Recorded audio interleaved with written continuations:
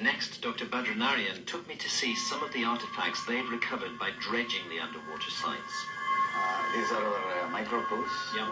where you can see various shaped thin objects, well polished, to use them for various purposes. This is like a silver spoon. Yeah. You can see it is the shape of a deer they have made. Well, it's very interesting because it's carved the same on both sides. Human remains include a fossilized jawbone and vertebrae. And the artifacts show that these people were skilled in making pottery, jewelry, and other ornaments. This seems to have been almost like turned on some sort of... Yeah, it is. It appears to be a very good artifact. Probably they had a sort of hand instrument to turn all these things. If you see, that's the hole also they have made through that. And this hole runs all the way through it? Yeah, completely. Yeah. So this is absolutely, definitively a man-made object. Yeah, we did not know what it was. Most startling of all, a stone slab was discovered with raised markings which could push back the date of the invention of writing to the end of the Ice Age. He makes much out of the so-called art. The thing is the fact that a lot of this stuff that they showed definitely could have been man-made, as well as the fact that not everything that ancient humans would use, even modern day humans would use, we don't always need to create something. A lot of times things already have the shape we need.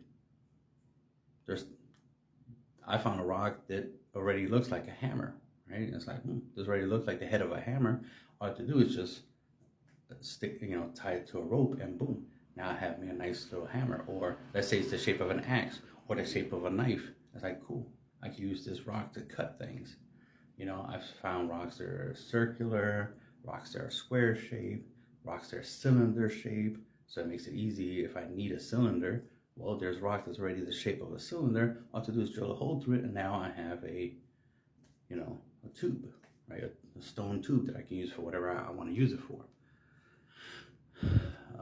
Just like when you do core drills, right? When you're drilling a hole into a stone, and then you pop out the core, well, you can use that cylinder shape to make something like a vase, which usually ancient humans did do, because why waste that piece of stone when you can turn it into a statue or a vase or into anything else that you want to turn it into. So recycling.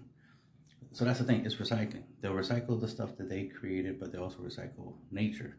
And that's the idea. It's just about being creative, because it's like, if something's already has a shape that you can take advantage of, you'll use it. Like a tree is already cylinder, right? It's already round, right? So you can use it as is. So you can chop it up, stack it next to each other, and use them as rollers, because they're already in the circular, right? They're already in the cylinder shape. You can use them as rollers and roll things on top of it, right? Just like you cut it in half, and then you can have half circles, right? Half arch. And the list goes on. So the thing is, I use the argument of seashells, right? The idea that it's like, you see my camera right there, it's like anything can be man-made.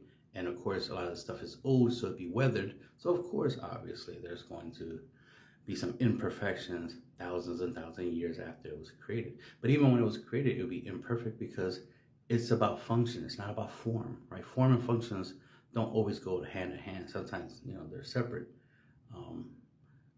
But, like I said, if something is useful as is useful as is. I mean, even this object that this person's holding right here, it could just be a simple like coral reef type thing. But the fact that it's cylinder shape-ish, right, and has a hole through it, it's useful. You can use it. You can use it as a handle for like a chisel, right? You can use it as a handle for a knife that you make. You can use it as a blow dart, right? You can use it for hunting. You can use it for the handle of a bow. So you can, stick a stick through it, right? Bend the stick, tie both ends of the stick to make a bow, and this will be the handle of it. So many things you can do with this, right? Like I said, it's like, you don't always, everything man-made doesn't have to be, or everything that humans use doesn't have to be made. A lot of times you just use what's available. You just use what's natural, right? If something already has the shape that you need. You just use it. Same thing like when the reason why a lot of people use stone, they have a lot of the same similar shape, right? And then they just stack the stones and boom, they make a wall. They didn't have to carve it. Those stones already can stack on top of each other. Sometimes you'll find places where the stones broke and cracked, and they broke in such a way that it's very uniform, right? Very even, that if you were to take the stones and then stack them together, they will stack, they would fit because they originally did fit together. They just broke into pieces and you can restack them. Right? It's not that different if you take an ice cube, smash it with a hammer and break it into pieces and then take all the pieces, put it back together. You can reassemble the ice cube. It won't be perfect, duh, right? But nothing ever really is. So this idea of like, oh, this is not perfect, so it definitely can't be man-made. It's like, no, because humans don't make things perfect. Even in modern day times, even with our current technology, I still see things that ain't perfect. I bought stuff where I'm like, oh, this is jacked up. This part's wasn't made right. But we live in a modern day time with computer and AI. Yeah, we still have shit that's fucked up. The reason why is because we don't make a big deal about things being perfect or not. We like the idea of perfection, but we don't care. We don't care if something's not really perfect. We'll just say it's perfect when it's not. Just like, oh, the pyramids are so perfect and precise and perfectly cut. It's like, none of that's true. It's not perfectly cut. It's not precise. It's very rough. It's